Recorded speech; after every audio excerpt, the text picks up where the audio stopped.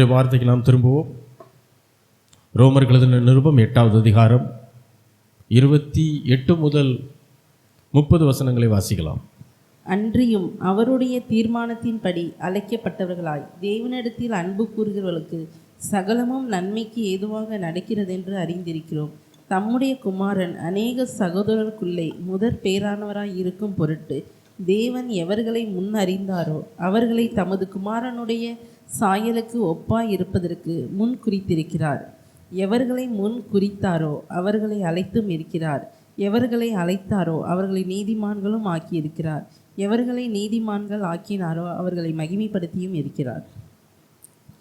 அன்றியும் அவருடைய தீர்மானத்தின்படி பவுல் அப்போஸ்தலன் இந்த ரோமர் புத்தகத்தில் புதிய உடன்படிக்கையின் சத்தியத்தை குறித்து போய்த்து கொண்டு வருகிறார். அதை தொடர்ச்சியாக பார்த்து கொண்டு வருகிறோம்.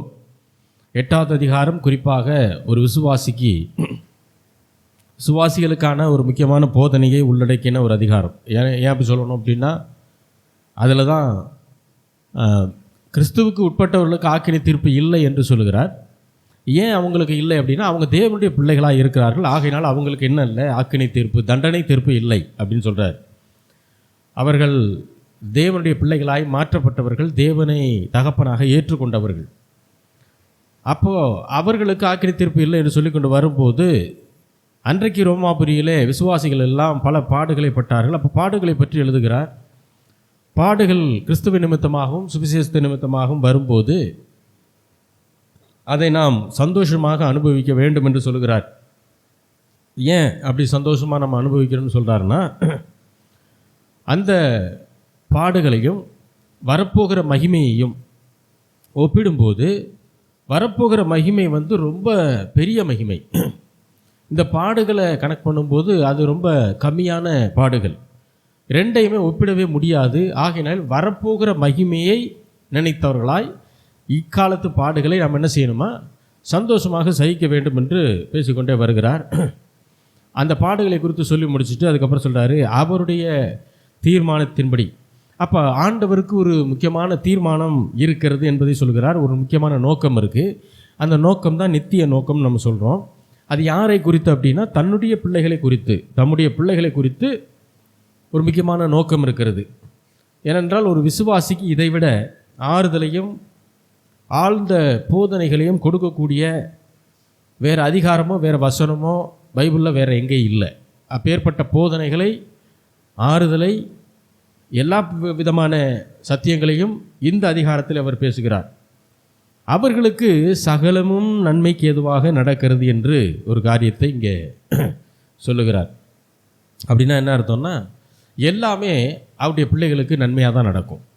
இதை தான் நம்ம சொல்கிறோம், கர்த்தர் நல்லவர், அவர் நன்மைகளை மட்டுமே செய்யக்கூடியவர், நன்மைகளிலும் உயர்தரமான நன்மைகள் நம்முடைய வாழ்விலே செய்யக்கூடியவர் என்று நாம் ஆரம்பத்தில் சொல்லும்போது அநேகருக்கு ஒரு குழப்பம். என்னடா அது, நன்மையை மட்டும்தான் செய்வார்னா அப்போ தீமையெல்லாம் நடக்குது, கஷ்டம் வருது, அதெல்லாம் யார் காரணம் அப்படின்லாம் யோசிக்கிறாங்க. இதைத்தான் பவுல் எழுத புதிய உடன்படிக்கையின் சத்தியமே இதுதான்.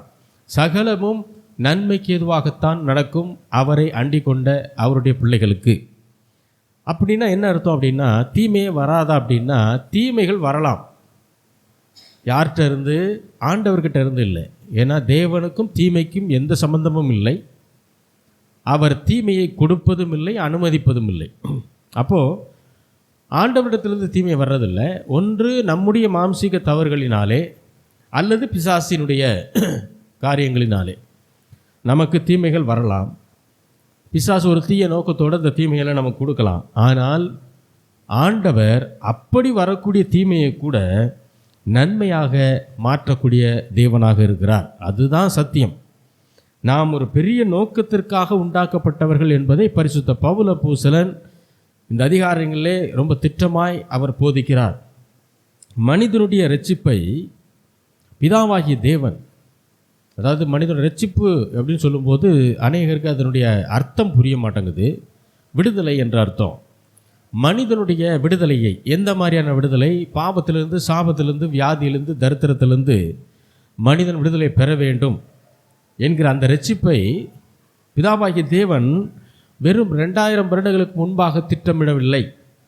எப்போ அதை திட்டம் போட்டு வச்சிருந்தார்? உலக தோற்றத்திற்கு முன்பாகவே மனிதனுடைய விடுதலை குறித்து தேவன் ஒரு தீர்மானத்தை, திட்டத்தை ஏற்படுத்தி வைத்திருந்தார். அப்போ அவருடைய தீர்மானம் அது.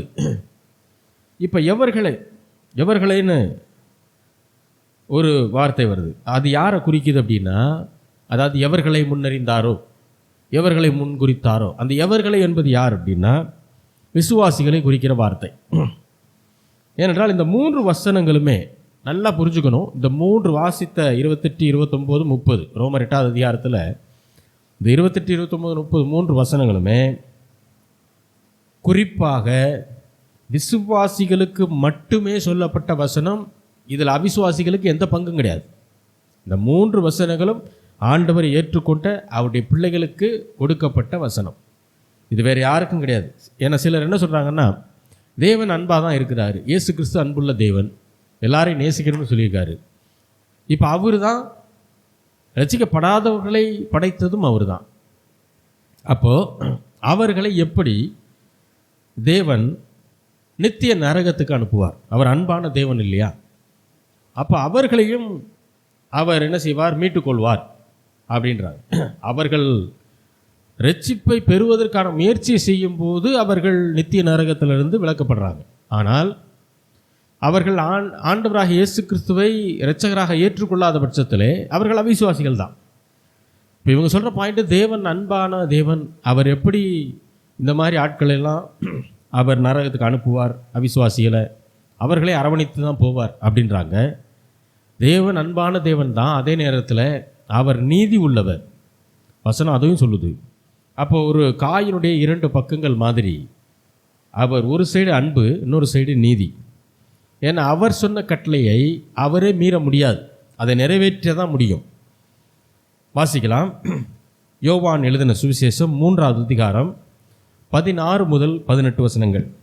தேவன் தம்முடைய ஒரே பேரான குமாரனை விசுவாசிக்கிறவன் எவனோ அவன் கெட்டு போகாமல் நித்திய ஜீவனை அடையும்படிக்கு அவரை தந்தொருளி இவ்வளவாய் உலகத்தில் அன்பு கூர்ந்தார். உலகத்தை ஆக்கினைக்குள்ளாக தீர்க்கும்படி தேவன் தம்முடைய குமாரனை உலகத்தில் அனுப்பாமல் அவராலே உலகம் ரட்சிக்கப்படுவதற்காகவே அவரை அனுப்பினார்.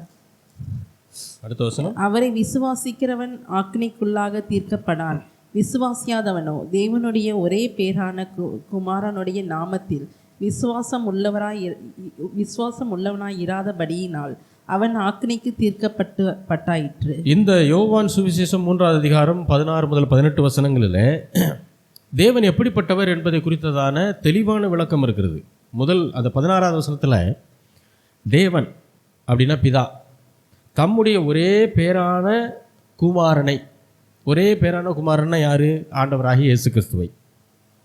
அப்போ இயேசு கிறிஸ்துவை விசுவாசிக்கிறவன் எவனோ அவன் கெட்டு போகாமல் நித்தியமான வாழ்வை அடையும்படி இயேசு கிறிஸ்துவை இந்த உலகத்திலே கொடுத்து தந்தருளி பிதாவாகிய தேவன் மனிதன் மேல் வைத்த அன்பை விளங்க பண்ணினார். அப்போ பிதாவாகிய தேவன் அன்புள்ளவர் அப்படின்னு காயினுடைய ஒரு சைடு சொல்கிறோம் இல்லையா, தேவன் அன்பாகவே இருக்கிறார் அப்படின்றதுக்கான வசனம்தான் இது. எந்த அளவுக்கு அன்புள்ளவர் அப்படின்னா, தேவன் தன்னுடைய சொந்த குமாரனாக இயேசு கிறிஸ்துவே பலியாக என்ன செஞ்சிட்டாரு? நமக்காக நாம் பாவத்திலிருந்து விடுதலை அடைய வேண்டும், சாபத்திலிருந்து விடுதலை அடைய வேண்டும் என்பதற்காக நாம் சாக வேண்டும். அதற்கு பதிலாக தன்னுடைய பாவமே அறியாத தன்னுடைய சொந்த குமாரனை சாக கொடுத்தார். அந்த அளவுக்கு நம்ம மேல் அன்பு, நம்மை மீட்டுக்கொள்ள வேண்டும் என்கிற அன்பு. உலகத்தை, அடுத்த வசனம், உலகத்தை ஆக்கினைக்குள்ளாக தீர்க்கும்படி தேவன் தம்முடைய குமாரனை உலகத்திலே அனுப்பாமல் அவராலே உலகம் ரட்சிக்கப்படுவதற்காகவே அவரை அனுப்பினார்.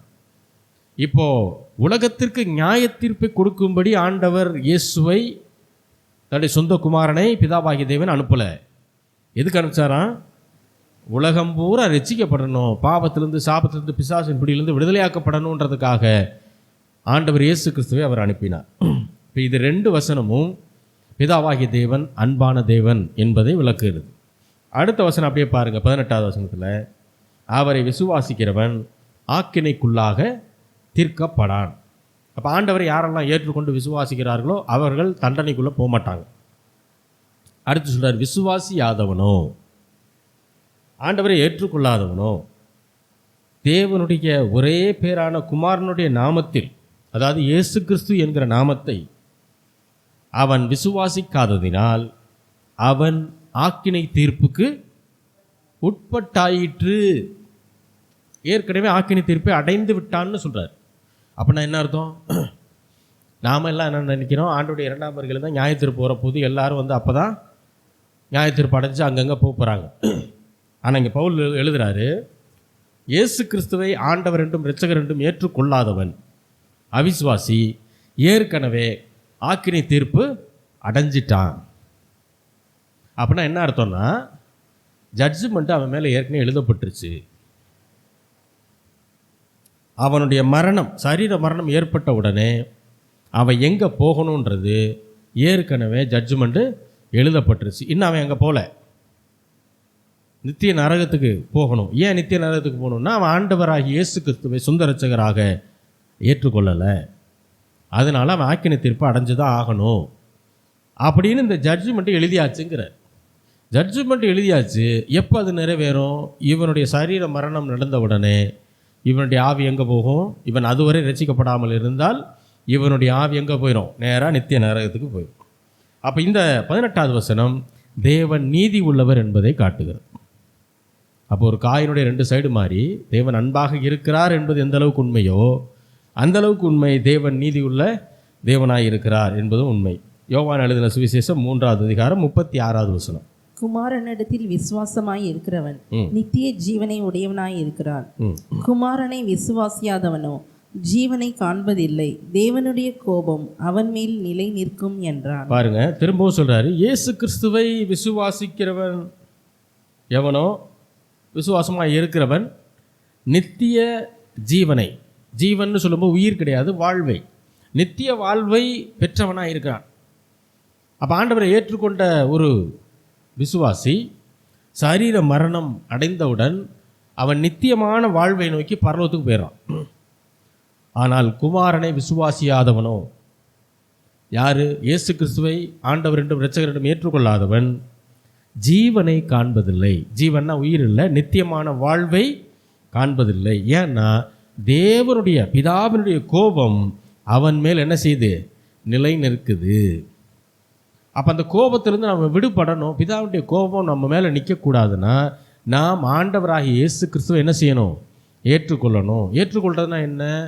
அவர் என்னுடைய பாவங்களுக்காக, என்னுடைய சாபங்களுக்காக, என்னுடைய வியாதிக்காக, என்னுடைய தரித்திரத்திற்காக அவர் அடிக்கப்பட்டார். எனக்கு வர வேண்டிய தண்டனை அவர் ஏற்றுக்கொண்டார். ஏன் அவர் ஏற்றுக்கொண்டார்னா, எனக்கு நித்திய வாழ்வை கொடுக்கும்படி, எனக்கு வெற்றியை கொடுக்கும்படி, எனக்கு ஒரு நல்வாழ்க்கையை கொடுக்கும்படி, எனக்கு தெய்வீக சுகத்தை கொடுக்கும்படி, எனக்கு ஐஸ்வர்யத்தை கொடுக்கும்படி ஆண்டவராகிய இயேசு கிறிஸ்து கல்வாரி சிலுவையிலே ஒரு மிகப்பெரிய பண்டமாற்று முறையை செய்தார். அப்போ இப்படி விசுவாசிக்கிறவன் ஆண்டவரை ஏற்றுக்கொண்டதுனால இப்போ பிதா பார்க்கும்போது இவன் தெரிய மாட்டான், இயேசு கிறிஸ்துவின் முகம்தான் தெரியும். ஏன்னா இருதயத்தில் ஆண்டவரை ஏற்றுக்கொண்டுட்டான். பிதா இப்பொழுது நம்மை பார்க்கும்போது இயேசுவின் மூலமாகத்தான் நம்மை பார்ப்பார். இயேசுவின் மூலமாக நம்மை பார்க்கும்போது நம்ம மேலே அவரால் கோபப்பட முடியாது. இயேசுவை நாம் நிராகரிக்கும் போது பிதாவுடைய கோபம் நம்ம மேலே நிலை நிற்கும். அப்போது ஆண்டவரை விசுவாசிக்காதவன் மேலே தேவ கோபம் இருக்குது. அப்போ 2 குரூப் மட்டும்தான். ஒன்று தேவனுடைய பிள்ளைகள், இன்னொன்று தேவனுடைய பிள்ளை அல்லாதவர்கள். 2 கூட்டம்தான். யோவான் 10வது அதிகாரம் 27வது வசனம். என் ஆடுகள் என் சத்தத்திற்கு செவி கொடுக்கிறது, நான் அவைகளை அறிந்திருக்கிறேன், அவைகள் எனக்கு பின் செல்கிறது. ஆண்டவராகிய இயேசு கிறிஸ்து சொல்றார், என் ஆடுகள் என் சத்தத்திற்கு செவி கொடு. என் ஆடுகள் அப்படின்னு சொன்னாலே என்ன அர்த்தம்? என் ஆடுகள்னு ஒரு குரூப் இருக்கு, வேற ஆடுகள்னு ஒரு குரூப் இருக்கு. அப்போ யார் என் ஆடுகள்? என் சத்தத்திற்கு யார் கீழ்ப்படுகிறாங்களோ அவங்க தான் யார்? என்னுடைய ஆடுகள். இதே தான் சபைக்கும். அப்போ 2 குரூப்பு தான். இயேசுனுடைய ஆடுகள், இயேசுனுடைய ஆடுகள் இல்லாதவர்கள். இப்படி 2 குரூப் தான். வேறே ஆடுகள் 2 குரூப் தான். யோவான் 17வது அதிகாரம் 9வது வசனம் வாசிக்கலாம். நான் அவர்களுக்காக வேண்டிக் கொள்கிறேன், உலகத்துக்காக வேண்டிக் கொள்ளாமல் நீர் எனக்கு தந்தவர்களுக்காக வேண்டிக் கொள்கிறேன், அவர்கள் உம்முடையவர்களாய் இருக்கிறார்களே. ஆண்டவராய் இயேசு கிறிஸ்து சொல்றாரு, நான் அவர்களுக்காக வேண்டிக் கொள்கிறேன். இப்போ நமக்கு ஒரு கேள்வி வரணும், எவர்களுக்காக, யாருக்காக அவர் வேண்டுறாரு? அடுத்து சொல்றாரு, உலகத்திற்காக வேண்டிக் கொள்ளாமல் பிதாவே நீர் எனக்கு தந்தவர்களுக்காக வேண்டிக் கொள்கிறேன். ஆண்டவரே யாருக்காக தான் வேண்டிக் கொள்கிறாரு? பிதா அவருக்கு யாரை கொடுத்தாங்களோ, சீசர்களா, அவரை பின்பற்றுகிறவர்களா, இயேசுவை விசுவாசிக்கிறவர்கள் யாரோ அவர்களுக்காக தான் என்ன செய்கிறாரு? ஆண்டவராக இயேசு கிறிஸ்து பிதா கிட்ட வேண்டுறாரு. ஏனென்றால் அவர்கள் உம்முடையவர்களாய் இருக்கிறார்களே. யாருடையவராய்? பிதாவினுடைய பிள்ளைகளாய் இருக்கிறாங்களே அப்படின்னு சொல்கிறார். இப்போ அந்த அவர்கள் யார்? அந்த அவர்கள் எவர்கள்னு நம்ம ஒரு கேள்வி கேட்கும்போது உம்முடையவர்கள்னு கடைசி அவரே ஆன்சர் சொல்கிறார். அப்போ பிதாவினுடைய பிள்ளைகள், அதுதான் நம்ம விசுவாசிகள். வாசிக்கலாம். 1 யோவான் 2வது அதிகாரம் 19வது வசனம். அவர்கள் நம்மை விட்டு பிரிந்து போனார்கள், ஆகிலும் அவர்கள் நம்முடையவர்களாய் இருக்கவில்லை. நம்முடையவர்களாய் இருந்தார்களானால் நம்முடனே நிலைத்திருப்பார்களே. எல்லாரும் நம்முடையவர்கள் அல்லவென்று வெளியாகும்படிக்கே பிரிந்து போனார்கள். இப்போ இந்த வசனத்தில் சில அவர்களை பற்றி சொல்கிறார். அவர்கள் என்ன ஆயிட்டாங்க? நம்மை விட்டு பிரிந்து போனார்கள். இப்போ இங்கேயும் நம்ம அந்த கேள்வி வைக்கணும், எவர்கள் அப்படின்னு ஒரு கேள்வி வைக்கணும். ஏன்னா அவர்களை பற்றியே பேசிக்கிட்டு இருக்காரு. ஆகிலும் அவர்கள் நம்முடையவர்களாய் இருக்கவில்லை அப்படின்னா என்ன அர்த்தம்? நம்ம கூட இருந்தாங்க, ஆனால் நம்முடையவர்களாக இல்லை, நம்ம கூட இணக்கமாக இல்லை, நம்ம சபை பேசுகிற சத்தியத்தில் அவங்க என்ன இல்லை, இணக்கமாய் இல்லை. அவர்கள் நம்முடையவர்களாய் இருக்கவில்லை. ஏன்னா நம்ம சர்ச்சில் தான் உட்காந்துருந்தாங்க. ஆண்டவர் இயேசு கிறிஸ்து உபதேசம் பண்ணும்போது அவங்கெல்லாம் கூடத்தான் இருந்தாங்க. ஆனால் கூட உட்கார்ந்திருந்தாலும் நம்முடையவர்களாய் அவர்கள் இருக்கவில்லை. ஏன்னா நம்முடையவர்களாய் இருந்திருந்தால் நம்முடனே அவர்கள் நிலைத்திருப்பார்கள். நம்ம கூட இருந்திருப்பாங்க, நம்மளை விட்டு என்ன செஞ்சிருக்க மாட்டாங்க, பிரிஞ்சு போயிருக்க மாட்டாங்க அப்படின்னு சொல்லிட்டு கடைசியாக சொல்கிறாரு, எல்லாருமே நம்முடையவர்கள் அல்ல என்று வெளியாக்கப்படும்படி பிரிந்து போனார். ஏன் பிரிஞ்சு போனாங்க தெரியுமா? சர்ச்சுக்குள்ளே இருக்கிற எல்லாரும் நம்முடையவர்கள் அல்ல அப்படிங்கிறது வெளியில் தெரியணும், மற்றவர்களுக்கு தெரியணும், பாஸ்டருக்கு தெரியணும், ஆண்டவருக்கு தெரியணுன்றதுக்காக என்ன செஞ்சிட்டாங்க, அவங்க பிரிஞ்சு போயிட்டாங்க. அப்போ நல்லா கவனிக்கணும், அன்னைக்கு இருந்து இதே பிரச்சனை தான். அப்போ யார் அவர்கள் அப்படின்னா, தேவனை விசுவாசிக்காதவர்கள், சத்தியத்தை சரியாக புரிந்து கொள்ளாதவர்கள், கிறிஸ்துவை விட்டு பிரிந்து போனவர்கள். அந்த அவர்களை பற்றி தான் இங்கே பேசுகிறார். இவங்க சபையில் இருக்கலாம், இல்லாமலும் போகலாம், ஆனால் கிறிஸ்துவை விட்டவர்கள் பிரிந்து போனவர்கள். ஆவியானவருடைய கிரியை ஒன்றுமே இவர்களுக்குள்ளே இருக்காது. கிறிஸ்தவ பாரம்பரியத்தில் இருப்பாங்க, 4 தலைமுறை கிறிஸ்தவர்களாக இருப்பாங்க, ஆனால் தேவன் இவர்களுக்குள்ளாக இருக்க மாட்டார். தேவனுடைய தீர்மானம் என்பது அவருடைய பிள்ளைகளின் வாழ்க்கையில் தேவன் போட்டு வைத்த ஒரு திட்டம். அதுதான் அவருடைய தீர்மானம், திட்டம் எல்லாம் ஒன்று தான். இவர் போட்ட திட்டத்தை இவராலேயே செய்து முடிக்க முடியலை அப்படின்னா அந்த கெட்ட பெயர் இவருக்கு தான் உண்டாகும். ஏன்னா இவர் தான் திட்டம் போடுறாரு தன்னுடைய பிள்ளைகளை பற்றி. அவர் போட்ட திட்டத்தை அவர் தான் என்ன செய்யணும், நிறைவேற்றி முடிக்கணும். அவராலே அது செய்ய முடியலன்னா அவர் கெட்ட பேர் வந்துடும். ஆனால் அவர் அப்படிப்பட்டவர் அல்ல, சொன்னதை சொன்ன மாதிரி செய்து முடிக்கிறவர். அப்போ விசுவாசிகளை பற்றின தேவனுக்கு ஒரு திட்டம் இருக்குது. அது என்ன அந்த திட்டம்? இவ்வளோ நேரம் என்ன பார்த்தோன்னா, அன்றியும் அவருடைய தீர்மானத்தின்படி அவருக்கு ஒரு நோக்கம் இருக்குது, அந்த நோக்கத்தின்படி நாம் அழைக்கப்பட்டிருக்கிறோம் அப்படின்னு பார்த்தோம். இப்போது அந்த விசுவாசிகளை பற்றி தேவனுடைய நோக்கம் என்னதான் அப்படி தீர்மானம் போட்டிருக்கார் அப்படின்னா, பிதாவாகிய தேவன் அவருடைய குமாரனாகிய இயேசு கிறிஸ்துவனுடைய சாயலுக்கு ஒப்பாக நாமும் இருக்க வேண்டும் என்று நம்மை முன் அறிந்திருக்கிறார், முன்குறித்திருக்கிறார். இதுதான் அவருடைய நோக்கம். பாவ மன்னிப்பு, விடுதலை, மனம் திரும்புதல், தெய்வீக சுகம், ஐஸ்வர்யம், ஆசீர்வாதம், இது எல்லாமே இந்த தேவ நோக்கத்துக்குள்ளே அடங்கியிருக்கு. தேவ நோக்கத்துக்குள்ளே இருக்கக்கூடிய பல்வேறு பிரிவுகள். ஆனால் உண்மையிலே தேவ நோக்கம் என்ன அப்படின்னு சொல்லணும்னா, தேவனுடைய குமாரனாக இருக்கக்கூடிய, ஒரே பேரான குமாரனாக இருக்கக்கூடிய ஆண்டவராகிய இயேசு கிறிஸ்துவுடைய சாயலுக்கு ஒப்பாய் நாமும் இருக்க வேண்டும் என்பதற்காக நம்மை முன்குறித்திருக்கிறார். இதுதான் அன்றியும் அவருடைய தீர்மானத்தின்படி.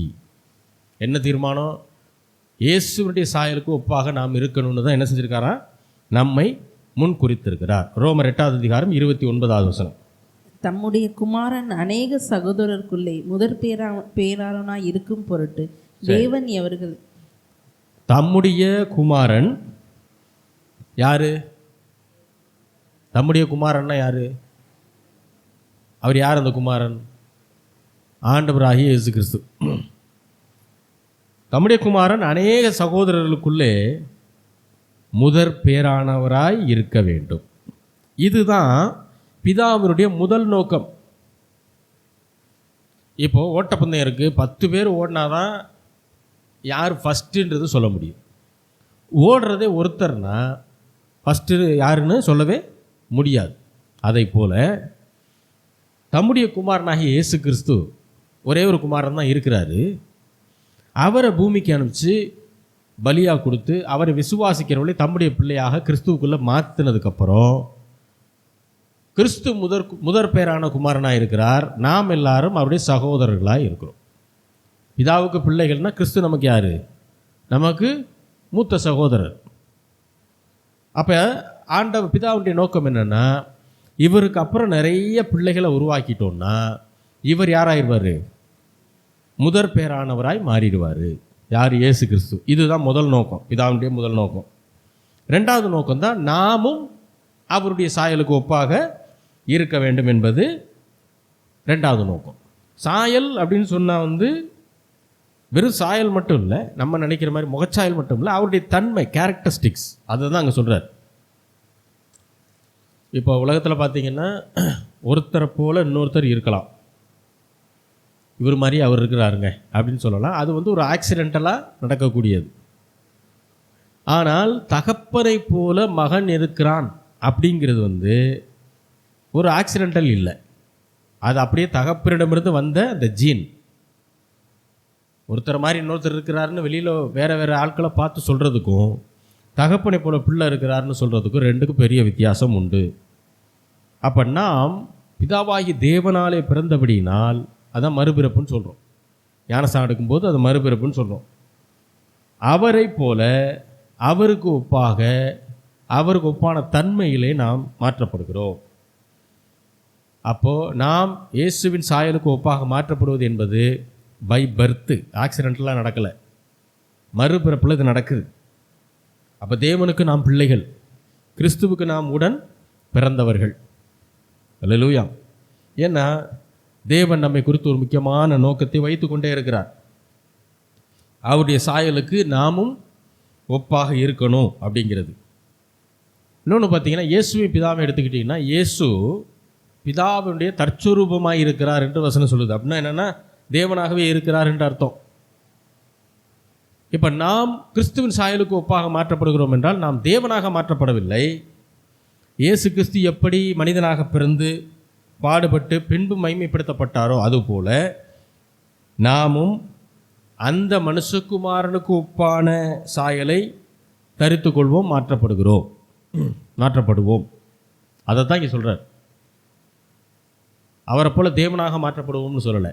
ஏன்னா ஆண்டவராக இயேசு கிறிஸ்துவை பொறுத்தளவுக்கு அவர் மனுஷகுமாரன் ப்ளஸ் தேவகுமாரன் 2மே இருக்குது அவர். இப்போ நாம் என்ன சொல்கிறோம்? அவருடைய சாயலுக்கு ஒப்பாக நாம் மாற்றப்படுகிறோம், அவருடைய தன்மையிலே மாற்றப்படுகிறோம் அப்படின்னு சொல்லும்போது அவர் மனுஷகுமாரனாக இருந்தார் இல்லையா, அந்த சாயலுக்கு ஒப்பாக நாம் மாற்றப்படுகிறோம். வாசிக்கலாம். எபிரேயருக்கு எழுதின நிருபம் 2வது அதிகாரம் 14-15. ஆதலால் பிள்ளைகள் மாம்சத்தையும் இரத்தத்தையும் உடையவர்களாய் இருக்க அவரும் அவர்களைப் போல மாம்சத்தையும் இரத்தத்தையும் உடையவரானார். மரணத்துக்கு அதிகாரியாகிய பிசாசானவனை தமது மரணத்தாலே அழிக்கும்படிக்கு ஜீவ காலம் எல்லாம் மரண பயத்தினாலே அடிமைத்தனத்திற்கு உள்ளானவர்கள் யாவரையும் விடுதலை பண்ணும்படிக்கு அப்படியானார். பாருங்க, பிள்ளைகள் மாம்சத்தையும் இரத்தத்தையும் உடையவர்களாக இருக்க நாமெல்லாம் எப்படி மாம்சத்தை இரத்தத்தை உடையவர்களாக இருக்கிறோமோ அதே போல மாம்சத்தையும் அவரும் யார்? ஆண்டவராகிய இயேசு கிறிஸ்து. அவரும் மாம்சத்தை இரத்தத்தை உடையவராய் மாறினார். மரணத்துக்கு அதிகாரி யார்? பிசாசு. அவனை அழிக்கும்படி எப்படி அழிக்கணுமா? தன்னுடைய மரணத்தினாலே அழிக்கும்படி ஜீவகாலமெல்லாம் மரண பயத்திலே அடிமைத்தனத்திற்கு உள்ளானவர்கள் யாவரையும் விடுதலை பண்ணும்படி. உயிரோடு வாழ்கிற நாட்கள் பூரா மரண பயத்தில் இருக்கிறாங்க ஜனங்க. காரணம் என்னென்னா, பாவம் பெருகுது, தாங்கள் பாவி என்பது புரியுது, நேர்மையாக இருக்கணும்னு நினைக்கிறாங்க, இருக்க முடியல, இரட்சகர் வேணும்னு நினைக்கிறாங்க, யார் இரட்சகர்னு தெரியல. அப்போ ஜீவ காலம் எல்லாம் மரண பயத்திலே அடிமைத்தனத்துக்குள்ளாக, மரண பயமே ஒரு அடிமைத்தனமாக ஆயிடுச்சு. அப்படி அடிமைத்தனத்துக்குள்ளான யாவரையும் விடுதலை பண்ணும்படிக்கு ஆண்டவராகிய இயேசு கிறிஸ்து கல்வாரி சிலுவைக்கு வந்தார்னு சொல்கிறார். அடுத்து எபிரேயர் 2:16-18. ஆதலால் அவர் தேவதூதருக்கு உதவியாக கை கொடாமல் ஆபிரகாமின் சந்ததிக்கு உதவியாக கை கொடுத்தார். யாருக்கு கை கொடுத்தாரா? ஆபிரகாமின் சந்ததி அப்படின்னா மாம்சத்தின்படி பார்த்தா யூதர்கள். ஆபிரகாமின் சந்ததிக்கு தான் கை கொடுத்தாரே தவிர அவர் தேவ தூதர்களுக்கு கை கொடுக்கல. அடுத்து அன்றியும் அவர் ஜனத்தின் பாவங்களை நிவர்த்தி செய்வதற்கு ஏதுவாக தேவ காரியங்களை குறித்து இரக்கமும் உண்மையும் உள்ள பிரதான ஆசாரியராய் இருக்கும்படிக்கு எவ்விதத்திலும் தம்முடைய சகோதரருக்கு ஒப்பாக வேண்டியதாய் இருந்தது. பாருங்க, ஜனங்களுடைய பாவங்களை எல்லாம் நிவர்த்தி செய்யணும். அதுக்காக எவ்விதத்திலும் தம்முடைய சகோதரருக்கு ஒப்பாக வேண்டியதாக இருந்தது. தம்முடைய சகோதரர்னா யார்? அவர் கூட பிறந்தாங்களே அவங்கள சொல்கிறாரா? இல்லை, நம்ம எல்லாரையும் சொல்கிறாரு, மனிதர்கள் எல்லாரையும் சொல்கிறாரு. எல்லா விதத்திலும் தம்முடைய சகோதரருக்கு ஒப்பாக வேண்டியதாக இருந்தது. ஏன் சகோதரருக்கு ஒப்பாக மாறணுமா? அவர்களை பாவத்திலிருந்து விடுதலை செய்ய வேண்டும் என்பதற்காக. அப்போ இவங்களை பூரா விடுவிக்கணும் அப்படின்றதுக்கு பிரதான ஆசாரியராய் இருக்கும்படிக்கு. அப்போ என்னென்னா, இந்த வசனம் என்ன சொல்லுது? அவர் நம்முடைய சாயலாக மாறினார். நம்முடைய சாயலுக்கு ஒப்பாக ஆண்டவராகிய இயேசு கிறிஸ்து மாறினார். மாறி சிலுவையிலே எல்லாவற்றையும் சுமந்து தீர்த்து அதன் பின்பு உயிர்த்தெழுந்த பின்பு அவர் மகிமைப்படுத்தப்பட்டார். அதுபோல தான் நாமும் என்ன செய்யப்படுவோம்? மகிமைப்படுத்தப்படுவோம்னு சொல்கிறார். வாசிக்கலாம். 1 கொரிந்தியர் 15:45. அந்தபடியே முந்தின மனுஷனாகிய ஆதாம் ஜீவாத்மா ஆனான் என்று எழுதியிருக்கிறது. பிந்தின ஆதாம் உயிர்ப்பிக்கிற ஆவியானார். முந்தின மனுஷனாகிய ஆதாம், ஏன்னா அவன் தான் முதல் மனிதன். ஆதாம் ஜீவ ஆத்மாவானான் என்று எழுதியிருக்கிறது. ஆமாம், அப்படி தான் எழுதியிருக்கு. பிந்தின ஆதாம் யார்? ஆண்டவராகிய இயேசு கிறிஸ்து, உயிர்ப்பிக்கிற ஆவியானவர். அதிலே 47வது வசனம், முந்தின மனுஷன் பூமியிலிருந்து உண்டான மண்ணானவன், இரண்டாம் மனுஷன் வானத்திலிருந்து வந்த கர்த்தர். முதல் மனுஷனாகிய ஆதாம் பூமியின் மண்ணினாலே உண்டாக்கப்பட்டவன். இரண்டாம் ஆதாம் அல்லது கடைசி ஆதாமாக இருக்கக்கூடிய ஆண்டவராகிய இயேசு கிறிஸ்து வானத்திலிருந்து வந்த கர்த்தர். அப்போ முதல் மனிதன் ஆதாம், அவன் ஒட்டுமொத்த மனு வர்க்கத்தினுடைய தலைவன். ரெண்டாம் மனிதன் அல்லது ரெண்டாவது ஆதாமாக இருக்கக்கூடிய இயேசு கிறிஸ்து ஆவிக்குரிய சந்ததிக்கு தலைவர். மாம்ச சந்ததிக்கு தலைவர் யார்? முன்னோடி யார்? ஆதாம். ஆவிக்குரிய சந்ததிக்கு தலைவர் யார்? ஆண்டவராகிய இயேசு கிறிஸ்து.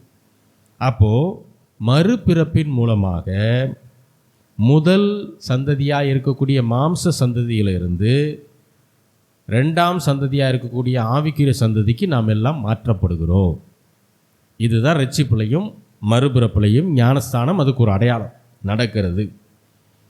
அப்போ நாம் இரட்சிக்கப்பட்ட ஒவ்வொரு பிள்ளைகளும் இன்றைக்கு மனுஷகுமாரனுடைய சந்ததியாக இருக்கிறோம். ஆண்டவராகிய இயேசு கிறிஸ்துவினுடைய ஆவிக்குரிய சந்ததியாக இருக்கிறோம். பரலோகத்திலே மகிமைப்படுத்தப்பட்ட சரீரத்திலே ஆண்டவராகிய இயேசு கிறிஸ்து மனுஷகுமாரனாக இன்றைக்கும் இருக்கிறார் பிதாவுடைய வலது பார்சத்தில். வாசிக்கலாம் எபிரேயர் 2வது அதிகாரம் 5 முதல் 9 வசனங்கள்.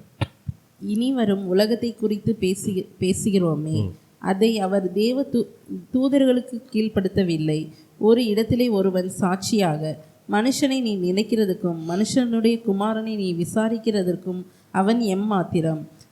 அவனை தேவ தூதரிலும் சற்று சிறியவன் ஆக்கினீர்.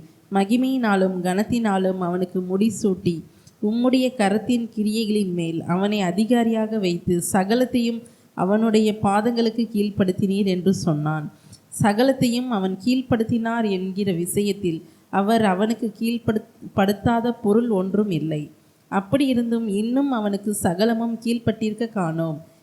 என்றாலும் தேவனுடைய கிருபையினாலும் ஒவ்வொருவருக்காகவும் மரணத்தை ருசி பார்க்கும்படி தேவதூதரில் சற்றும் சிறியவராக்கப்பட்டிருந்த இயேசு மரணத்தை உத்தரித்ததை நிமித்தம் மகிமையினாலும் கனத்தினாலும் முடிசூட்டப்பட்டதை காண்கிறோம்.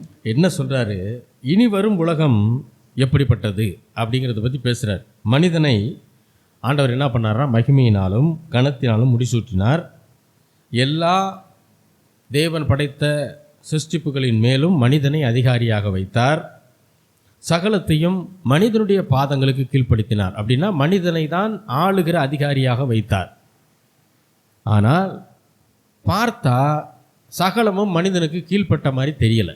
ஆனால் ஆண்டவர் வச்சது எப்படி? மனிதனை தான் சகலத்தையும் கீழ்ப்படுத்தணும்னு சொல்லி மனிதனை தான் எல்லாவற்றுக்கும் மேலே அதிகாரியாக வச்சார். ஆனால் பார்க்க நிதர்சனம் என்ன அப்படின்னு பார்த்தா சகலமும் மனிதனுக்கு கீழ்ப்பட்டிருக்கவில்லை. அப்போ சொல்கிறார், என்றாலும் தேவனுடைய கிருபையினால் ஒவ்வொருவருக்காகவும் பிதாவினுடைய இரக்கத்தினால் ஒவ்வொருவருக்காகவும் மரணத்தை ருசி பார்க்கும்படியாக தேவ தூதரிலும் சற்று சிறியவராக்கப்பட்டிருந்த இயேசு மரணத்தை உத்தரித்தது நிமித்தம் மகிமையினாலும் கனத்தினாலும் முடிசூட்டப்பட்டதை நாம் காண்கிறோம். இப்போ என்ன சொல்கிறாரு? எல்லாத்தின் மேலும் மனுஷன் அதிகாரியாக வச்சார். ஆனால் பார்த்தா மனிதன் எல்லாவற்றையும் கீழ்ப்படுத்துகிற மாதிரி தெரியலை. அப்புறம் தான் இவர் என்ன செய்கிறாரு? தேவனுடைய கிருபையினாலும் அவருடைய இரக்கத்தினாலும் எல்லாருக்காக மொத்த மனுக்குலத்துடைய பாவங்கள், சாபங்கள், வியாதிகள், தரித்திரங்கள் அத்தனையும் இவர் ஏற்றுக்கொண்டு மரணத்தை ருசி பார்த்து அதன் பின்பு அதை சுமந்து தீர்த்து 3ஆம் நாள் உயிர் தெழுந்து இப்போது மகிமையினாலும் கனத்தினாலும் முடிசூட்டப்பட்டவராய் பரலோகத்தில் வீற்றிருக்கிறார். அப்போ மனிதனை பார்த்தா சகலத்தையும் கீழ்ப்படுத்தணும்னா தெரியல. ஆனால் மனுஷகுமாரனை பார்த்தா மகிமையினாலும் கனத்தினாலும் முடிசூட்டப்பட்டு சகலத்தையும் கீழ்ப்படுத்தி இருக்கிறார் என்பதை பார்க்க முடியுது. இப்போது ஆண்டவராகிய இயேசு கிறிஸ்து என்கிற மனுஷகுமாரன் இருக்கக்கூடிய அவருக்கு ஒப்பான அந்த சாயலிலே நம்மையும் மாற்ற வேண்டும் என்பதுதான் பிதாவாகிய தேவனுடைய உன்னதமான நோக்கம். அப்போது நாம் எப்பொழுது மகிமைப்படுத்தப்படுகிறோமோ அப்பொழுது அவரோட கூட அரசாட்சி செய்வோம். அதுதான் அந்த மகிமையினாலும் கனத்தினாலும் முடிசூட்டுறது. ஏனென்றால் இதை நமக்கு வாக்கு பண்ணினார் ஆண்டவராகிய இயேசு கிறிஸ்து. அழைத்தவர் உண்மையுள்ளவர், கடைசி வரை அவர் நடத்துவார். மீண்டும் அடுத்த வாரம் தொடர்வோம். நாம் எல்லாரும் ஜெபிக்கலாம். எங்களை நேசிக்கிற நல்ல தகப்பனே, ஆண்டவராகிய இயேசு கிறிஸ்துவின் நாமத்திலும் கொண்டு வருகிறோம். பிதாவே, உம்முடைய அநாதி தீர்மானத்தின்படி ஆண்டவராகிய இயேசு கிறிஸ்துவை எங்களுக்காக பலியாக அனுப்பி அவரை எங்களுக்குள்ளாக முதற் பேரானவராக நீ நிலைநிறுத்தும்படி அவரே பலியாக கொடுத்த அந்த அன்பிற்காக நன்றி. அது மட்டுமல்ல, எங்களை குறித்த உம்முடைய நித்தியமான நோக்கம் எங்களையும் ஆண்டவராகிய இயேசு கிறிஸ்துவின் சாயலுக்கு ஒப்பாக மாற்ற வேண்டும் என்கிற நோக்கத்தையும் நீர் வைத்திருக்கிறீர். அதை நிறைவேற்றப் போகிறீர். அதற்காக உமக்கு நன்றி. அதற்கு எங்களை ஒப்படைக்கிறோம், அர்ப்பணிக்கிறோம். ஆண்டவரே, ஆசீர்வதிப்பீராக. இயேசுவின் நாமத்தில் வேண்டிக் கொள்கிறோம், எங்கள் ஜீவனுள்ள நல்ல பிதாவே. ஆமென்.